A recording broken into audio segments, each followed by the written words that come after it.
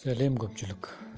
Осы жақынғы күндері шетелден келген қандасымыз қаладағы квартира үйін сатып, ауылға жер үй алып көшіп кетпекші болған.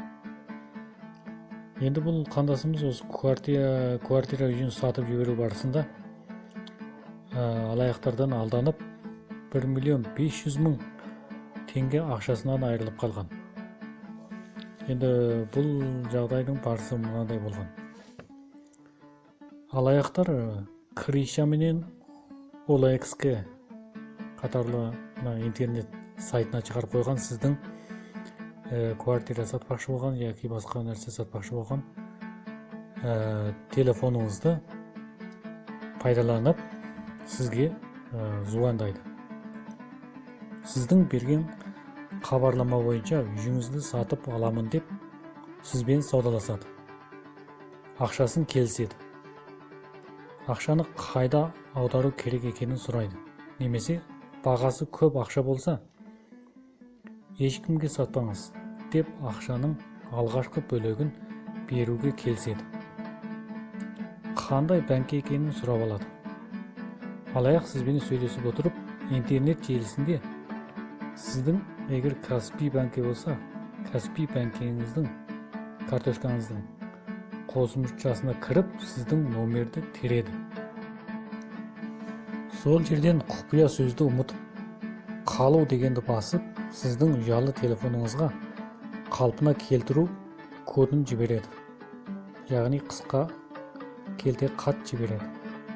Алаяқ сіздің телефоныңызды өшірмей сөйлесіп тұруыңызды өтінеді. Және аударып жіберген ақшаны растау үшін CMC хабарлама арқылы келген құпия сөзді тездетіп айтып беруіңізді сұрайды.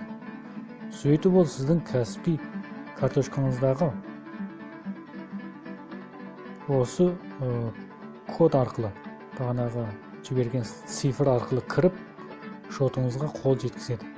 Және де сіздің атыңыздан несие алып үлгереді.